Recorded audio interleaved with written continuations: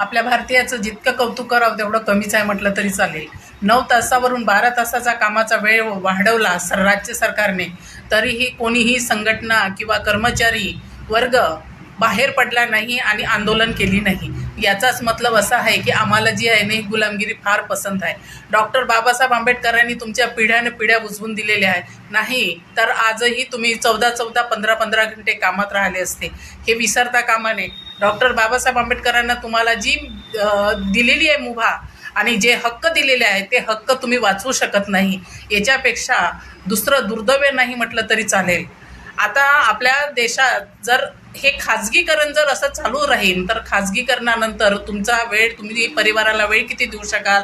त्याचबरोबर अगर परिवाराला वेळ नाही दिला तर परिवार तुमच्यासोबत राहणार का? त्यानंतरची गोष्ट जर विचार केला तर फार मोठा एक नुकसान. भारतीय जनता पार्टी म्हणजे भारतातील जनतेची पार्टी.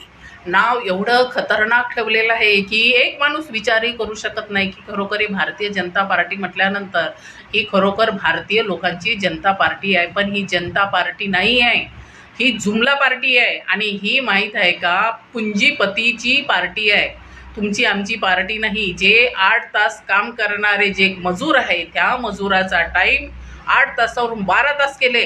पण भाग्यवंत आमचे भारतीय मजूर, एकाने तरी कोणाची तरी हिंमत म्हणावी की त्यांनी बाहेर येऊन त्याबद्दल बोलावं किंवा काही संघटना तयार करून बाहेर निघावं. तुम्हाला अधिकार दिलेले आहे संविधानाने, संघटना तयार करा, बाहेर निघा त्यामधून. पण नाही, आम्हाला त्याचा फायदाच घ्यायचा नाही. काय आहे फायदा, कशासाठी घ्यायचा? आम्हाला गुलामी खूप पसंत आहे. भारतीय लोकांना गुलामी 1 नंबर पसंत.